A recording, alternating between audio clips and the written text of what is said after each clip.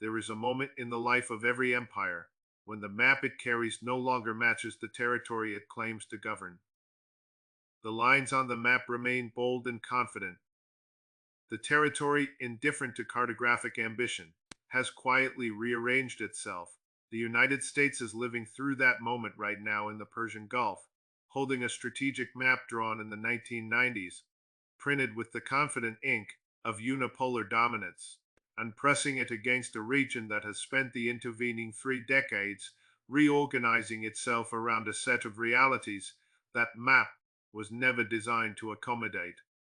Chief among those realities is Iran, not the Iran of American political imagination, the isolated, economically strangled, diplomatically friendless rogue state perpetually on the verge of strategic collapse, but the actual Iran, which has spent 40 years methodically expanding its influence across the Middle East, while the instruments designed to contain it have produced, with remarkable consistency, the opposite of their intended effect.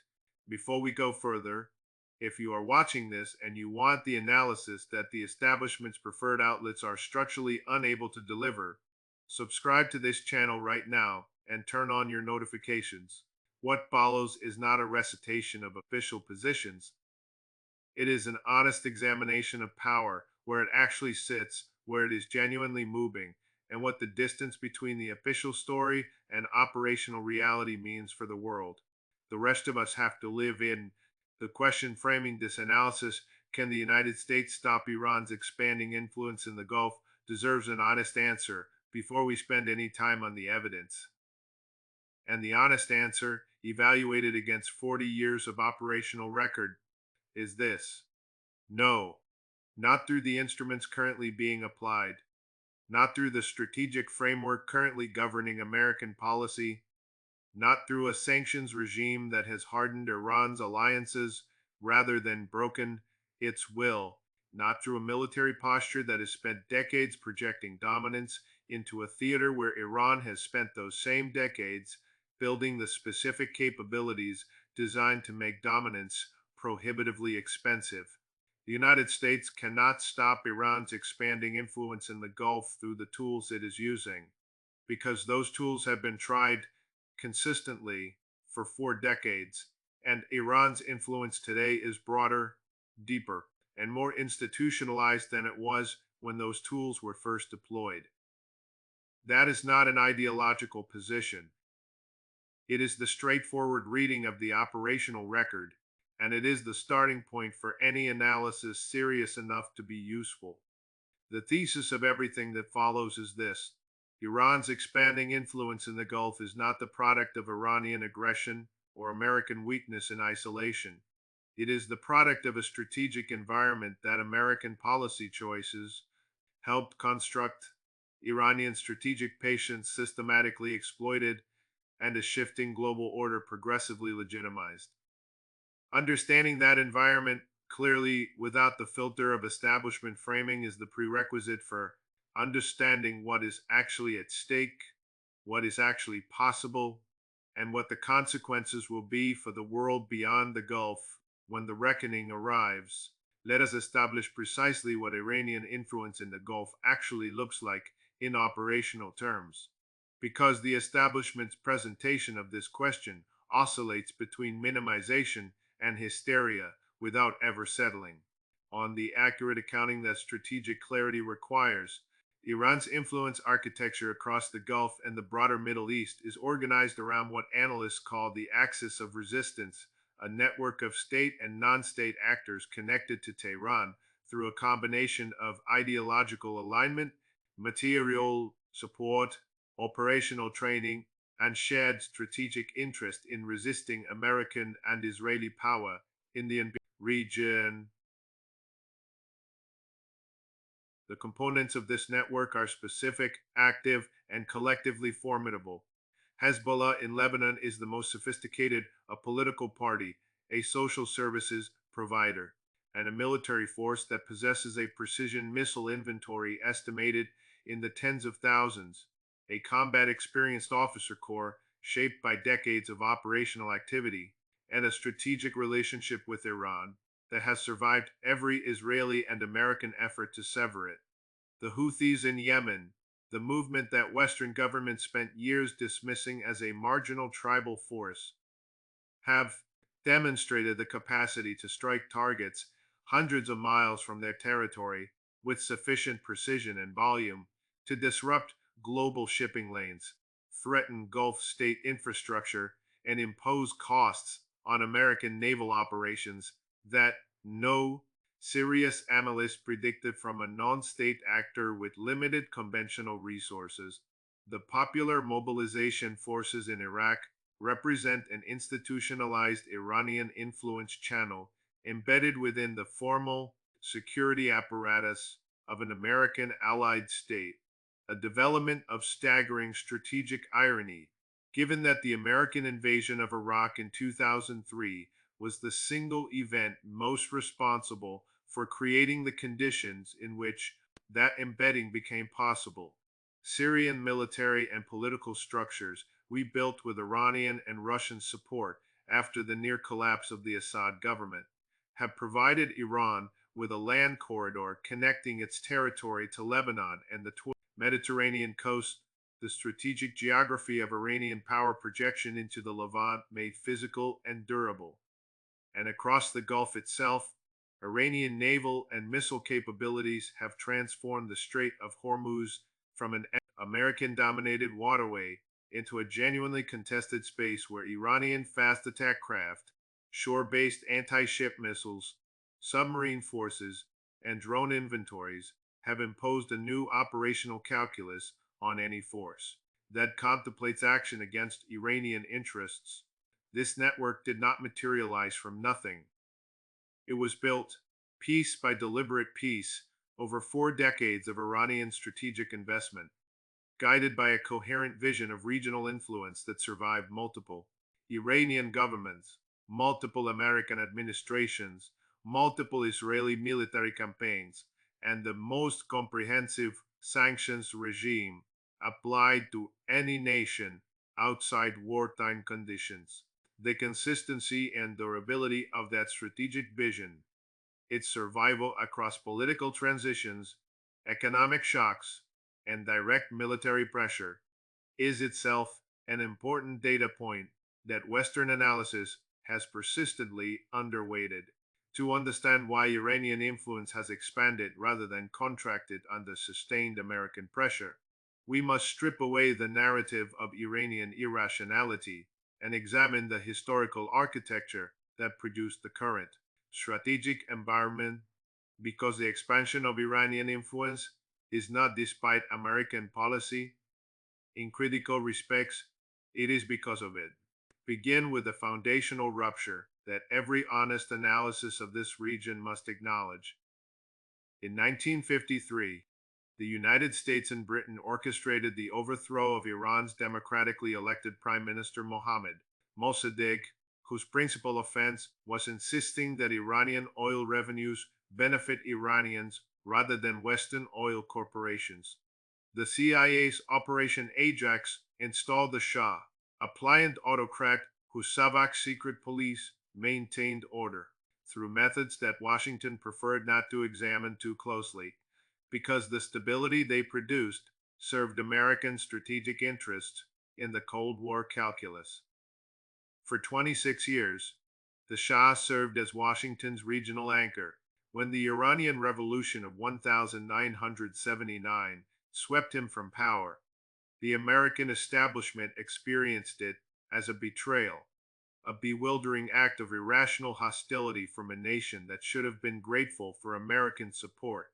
The Iranian population, which had watched its democratic experiment crushed and replaced with a US-backed police state in exchange for oil concessions, experienced it rather differently. That divergence in historical memory, Washington's bewilderment versus Tehran's clarity about cause and effect, is the template for every subsequent misunderstanding in the relationship. The 1980s compounded the foundational rupture in ways that Iranian strategic culture has never processed as resolved. When Saddam Hussein launched his invasion of Iran in 1980, The United States provided Iraq with satellite battlefields, intelligence, political cover at the United Nations Security Council, and access to the precursor chemicals that produced the nerve agents Saddam deployed against Iranian soldiers and Kurdish civilians. Washington was not a bystander to the war that killed close to 1 million Iranians. It was an active partner in Iran's destruction. Operating through a proxy it would later remove from power under the banner of eliminating weapons of mass destruction, 2 decades after those weapons were used with American assistance. The Iranian leadership does not process this history as grievance, to be noted and set aside. It processes it as operational intelligence about the actual, as opposed to stated, principles governing American behavior in the region. That intelligence directly informs the Iranian calculation that security guarantees from Washington are instruments of convenience rather than binding commitments, and that the only reliable guarantee of Iranian sovereignty is a regional influence architecture and a deterrence capability sufficient to make the cost of attacking Iran prohibitive. The Monroe Doctrine parallel is not rhetorical decoration. It is the precise analytical key to understanding why Iranian influence continues to expand despite sustained American effort to contract it. In 1962, the United States was prepared to initiate nuclear war rather than tolerate Soviet missiles stationed in Cuba, 90 miles from American territory. The principle that a great power has a legitimate security interest in its near abroad that justifies extraordinary measures to protect was treated by Washington as a foundational axiom of international order. The U.S. Fifth Fleet is headquartered in Bahrain, 150 miles from the Iranian coast. American military installations ring Iranian territory from multiple directions. Washington demands that Iran accept this comprehensive encirclement as the natural architecture of regional security while reserving for itself the right to treat any comparable encirclement as an act of war justifying military response. Iran's expansion of its regional influence network is, from Tehran's strategic perspective, the rational and necessary answer to encirclement. The construction of a strategic depth and a forward deterrence posture that serves the same function for Iran that NATO's eastern expansion serves for the United States. The demand that Iran accept encirclement while foregoing the strategic response that encirclement rationally demands is a demand for unilateral strategic vulnerability that no sovereign government with the capacity to refuse it has ever accepted. The collapse of the 2015 nuclear agreement is the event that most directly explains the current trajectory of Iranian influence expansion. The JCPOA represented the one genuine moment in 4 decades when the trajectory bent toward managed coexistence. Iran accepted rigorous inspections and enrichment limits. The IAEA certified compliance repeatedly and without reservation. Washington withdrew in 2018, not because Iran had violated its obligations, but because a political administration concluded that maximum pressure was the preferred instrument. The message received in Tehran, and in every government watching from the outside, was unambiguous. Agreements with the United States are contingent on American political convenience and cannot serve as reliable foundations for national security planning. The Iranian conclusion that the diplomatic path offers no durable protection, and that the expansion of regional influence and deterrence capability is the only reliable guarantee of Iranian sovereignty, was not irrational. It was the logical product of a lesson Washington had gone to considerable trouble to teach. The failure cascade produced by 4 decades of containment strategy is essential to trace in full, because it is precisely this cascade that has created the strategic environment in which Iranian influence expands with the momentum of a tide rather than the effort of a campaign. The sanctions failure is the most comprehensively documented and the most consistently misrepresented in establishment discourse. 4 decades of progressively intensified economic warfare have not produced Iranian capitulation or strategic retreat. They have produced Iranian adaptation, organizational hardening, and a diversification of economic and diplomatic relationships that has made Iran substantially more sanctions resistant today than it was when the sanctions began. China purchases Iranian oil in volumes that make the export restrictions partially ineffective, paying in renminbi and providing economic oxygen that Washington cannot cut off without imposing costs on China that it has been unwilling to accept. Russia provides advanced military technology, air defense systems, electronic warfare equipment, operational knowledge that gives Iranian deterrence meaningful depth. Iran provides Russia with the drone technology that has proven operationally significant in Ukraine, completing a reciprocal exchange that neither side designed comprehensively, but both sides are actively deepening. The sanctions regime, rather than isolating Iran, has accelerated Iran's integration into the emerging multipolar economic and security architecture, an architecture explicitly constructed as a structural alternative to Western financial hegemony, and one in which Iranian participation strengthens both Iran and the architecture simultaneously. The proxy containment failure is equally consequential. American strategy assumed that Iran's regional network could be degraded through a combination of targeted military pressure, economic coercion of Iran itself, and the attrition of individual network components through Israeli and partner operations. The operational record inverts that assumption entirely. Hezbollah in 2006 fought the Israeli military to a standstill in a conflict that demonstrated precision missile capability that Israeli planners had not anticipated, and that subsequent Israeli military doctrine has had to reorganize around.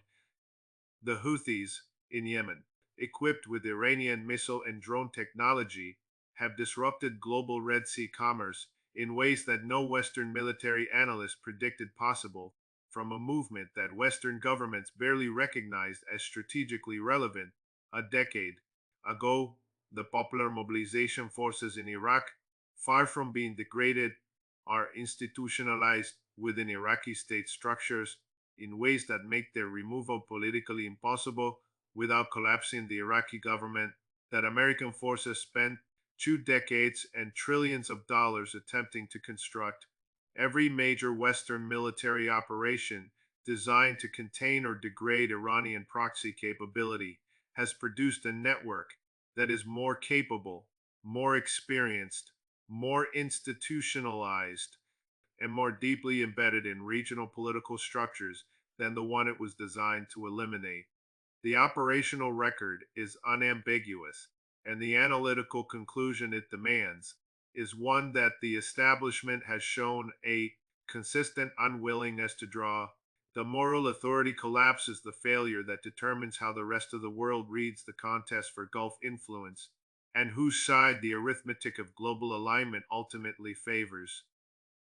Washington presents its Gulf posture as the defense of universal principles, sovereignty, non-proliferation, freedom of navigation, protection of small states from the coercive pressure of regional powers.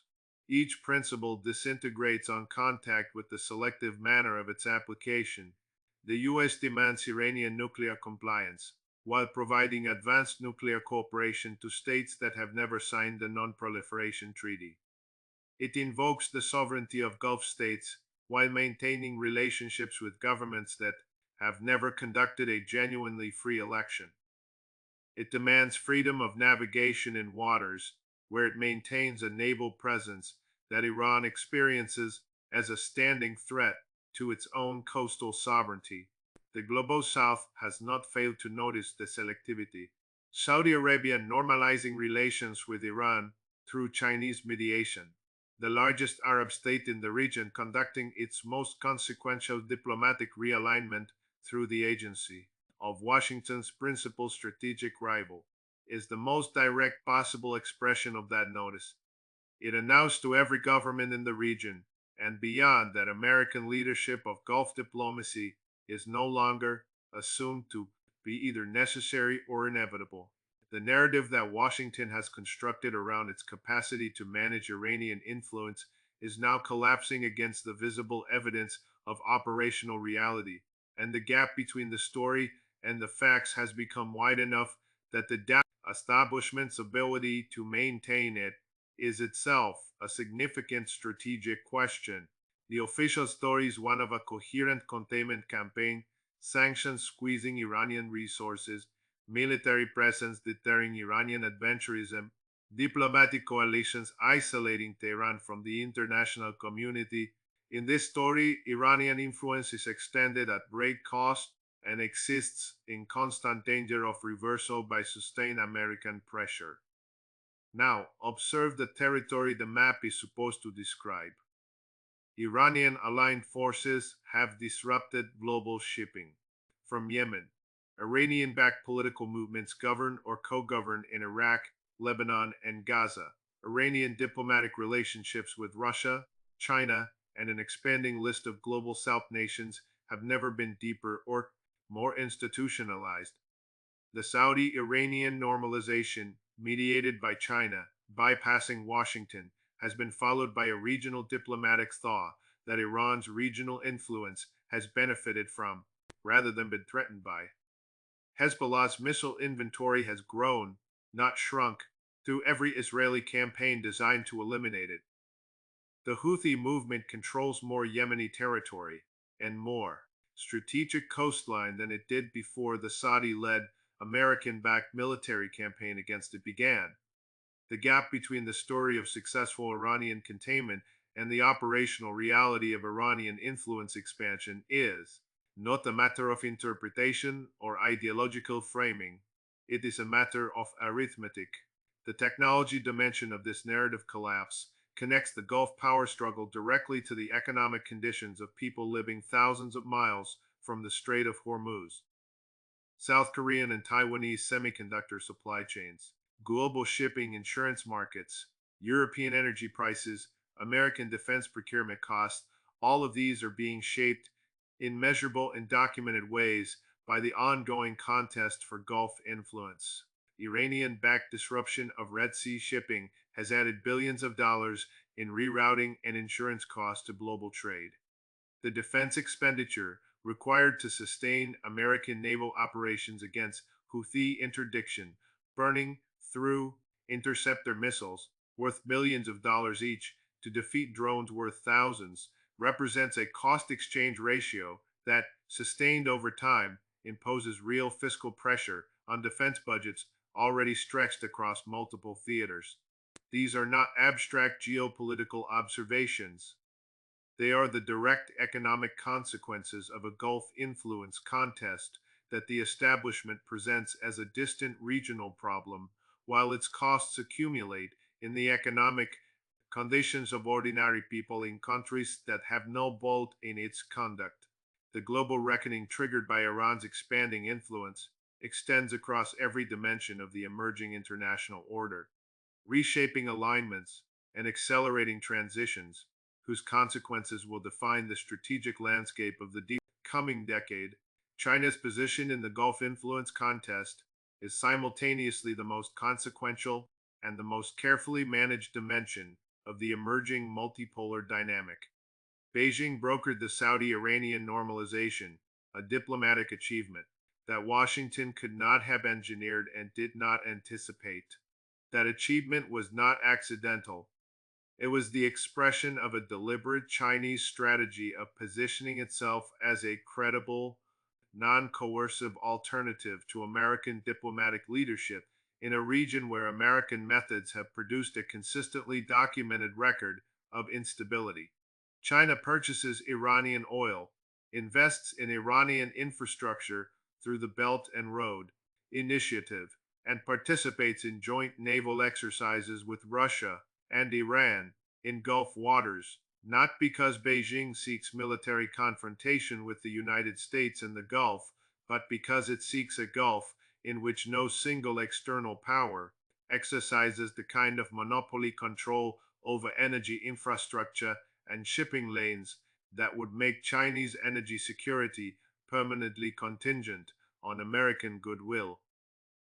Iranian influence expansion in the Gulf, from Beijing's strategic perspective, is a feature of the multipolar order rather than a threat to it.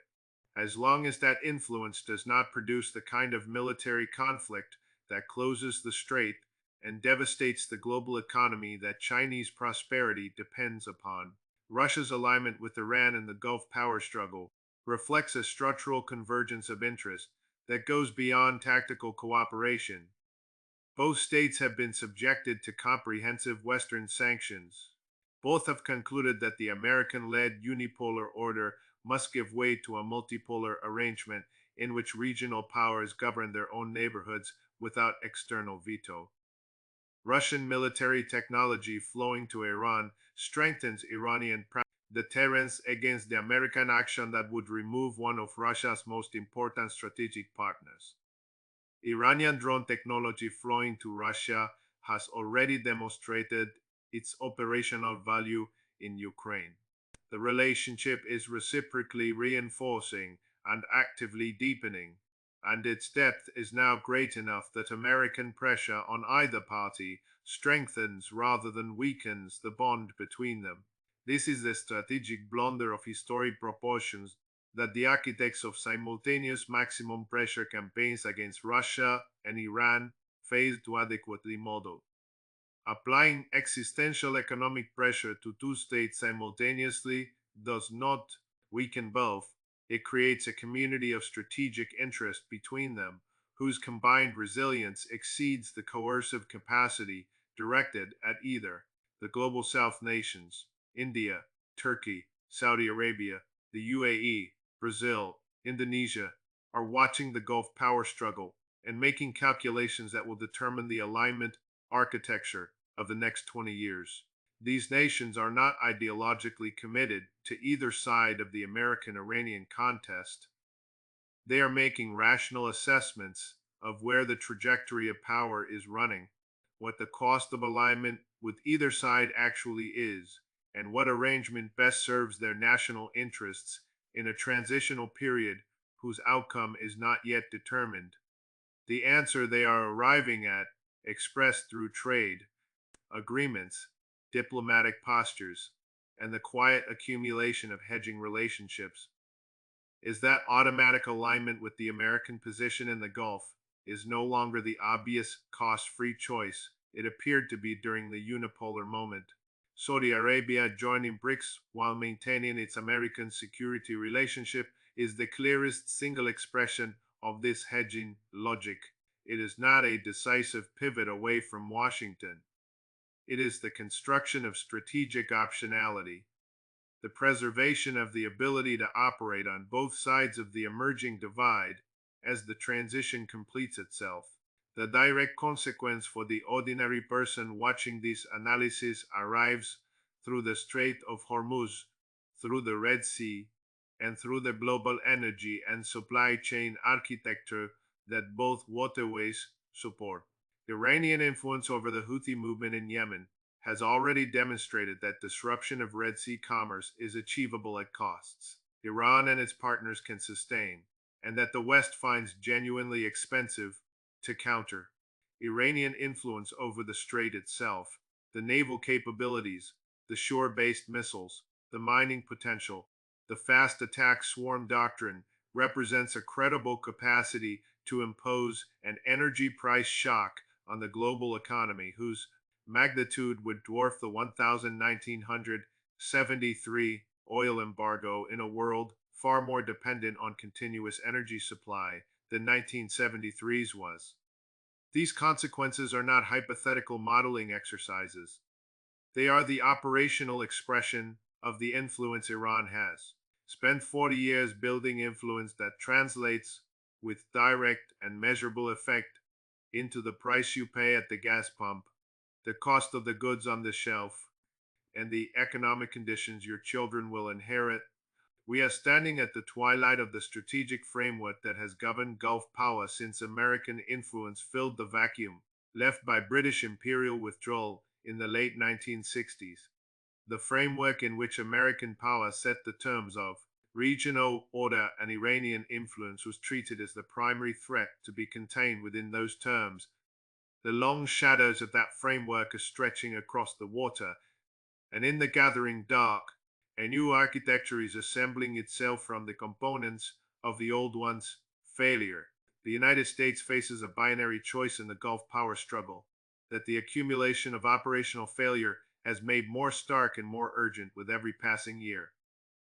The first path is the path of genuine strategic realism, the difficult but survivable recognition that Iranian influence in the Gulf cannot be eliminated through the instruments currently being applied, that 40 years of maximum pressure have demonstrably produced the opposite of their intended effect, and that the only path to a stable Gulf security architecture is one that accommodates Iranian interests within a negotiated regional framework, rather than attempting to achieve Iranian strategic defeat through a policy toolkit that has failed consistently and completely.